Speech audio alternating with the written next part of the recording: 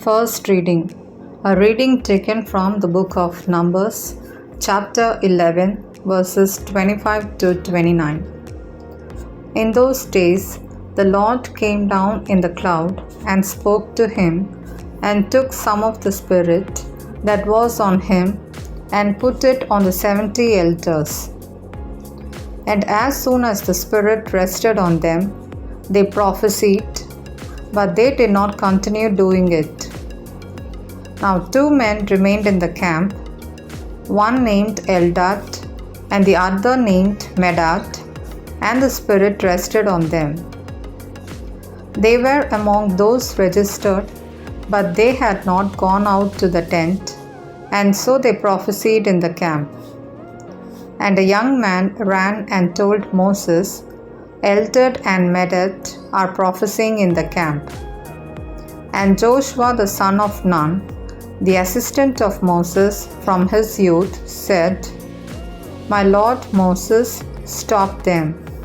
But Moses said to him, Are you jealous for my sake? Would that all the Lord's people were prophets, that the Lord would put his Spirit on them.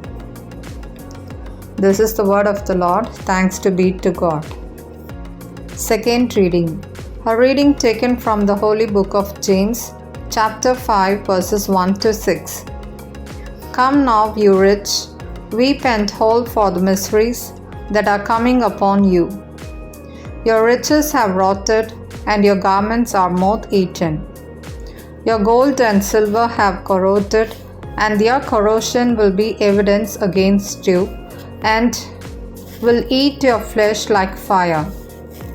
You have laid up treasure in the last days. Behold, the wages of the laborers who mowed your fields, which you kept back by fraud, are crying out against you, and the cries of the harvesters have reached the ears of the Lord of hosts. You have lived on the earth in luxury and in self-indulgence.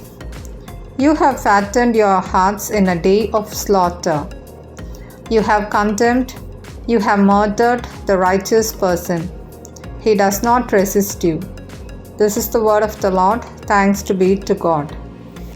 Gospel reading. A reading taken from the Holy Gospel Mark, chapter 9, verses 38 to 43, 45, and from 47 to 48.